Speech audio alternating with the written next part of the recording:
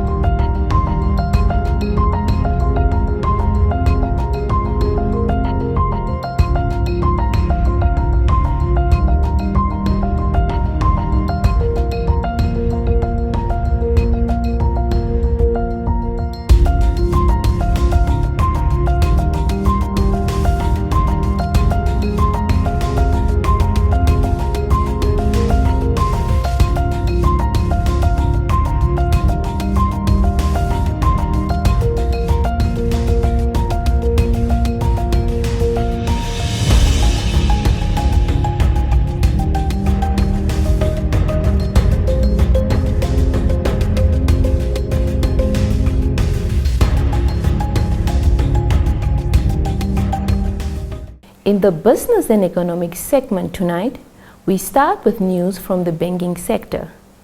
The Development Bank of Namibia senior business analyst Naomi Abbott on Wednesday said businesses are reluctant to approach the bank's branch based in Rundu for funding. Sawi Hausiko compiled this insert. Abbott said this during a two-day stakeholder engagement which started Tuesday and was aimed at developing a 5-year strategic plan for the Kavango East Region Farmers Union. The senior business analyst did a presentation on finance for the agriculture sector and value addition in the Kavango East region. She stated that she does not know whether they do not have enough business people in the Kavango East and West regions or whether the business people are not encouraged enough to open businesses they want to open. Abbott compared their Ongwediva office to the Rundu office, saying loan applications at the Ongwediva office far exceed those in Rundu, despite DBN reaching out to businesses in both areas. She encouraged the residents of the two regions to approach the office if they want to start doing business. DBN opened their office in Rundu in 2019, which caters for the Kavango East, West, and Zambezi regions. Reporting for Nampa News, I am Sawi Hausiko. A train carrying 818 tons of fuel derailed on Wednesday in northern Angola. This is according to a statement issued by a directorate of Luanda Railways. The derailment took place in the city of Ndalatando in KwaZulu-Natal province as the train was en route from Angola's capital city of Luanda to the country's northern province of Malanje, turning over 8 of the 14 boxcars, causing complete damage to 2 boxcars and about 150 meters of railway track. It further said investigations are underway to determine the cause of the accident, adding that the local train service has been suspended until a technical recovery. And that's all the top news we had for you this evening. Stay tuned for the economics roundup, followed by the weather forecast.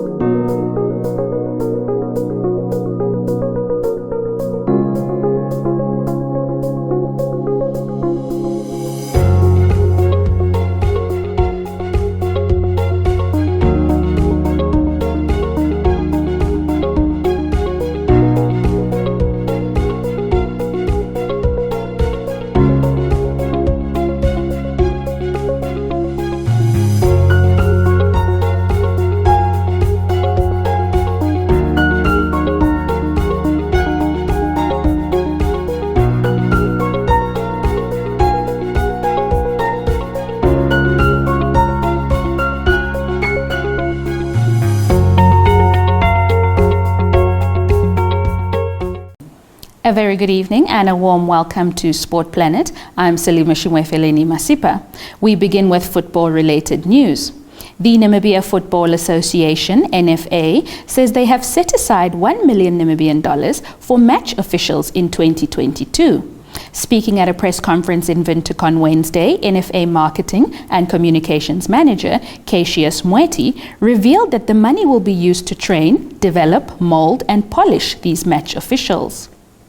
Namibian football is moving in the right direction, and not just by the clubs being on the field, but also by the most important people who should maintain discipline on the field, should make sure that matches are kicking off at the right time, and matches are ending at the right time, enforcing FIFA rules. Those are the people. So we have great value for them. CAF appreciate them, COSAFA appreciate them, and FIFA has accredited them. On to some controversial tennis news. Novak Djokovic has been included on the entry list for next month's Indian Wells Open, despite the tournament requiring all players are vaccinated against COVID-19. Last month, the world #1 and 20-time Grand Slam winner was deported from Australia on the eve of the Australian Open after his entry visa to the country was cancelled due to him not being vaccinated against coronavirus. Djokovic believed he was still eligible to enter the country and compete after testing positive for coronavirus in December and making a full recovery. The Serbian was subsequently sent home as he lost the legal battle that dominated much of the sports news agenda during the early weeks of 2022. Djokovic is set to make his return to the court at the Dubai Duty-Free Tennis Championships later this month, with vaccination not a requirement. But it is at Indian Wells where the 5-time champion has been announced as a competitor, promoting curiosity about whether more legal battles await or if Djokovic has since been jabbed. An Indian Wells statement read, "With health and safety as the tournament's top priority, the BNP Paribas Open will require valid proof of full vaccination to enter the Indian Wells Tennis Garden for the tournament." Your sports roundup is up next.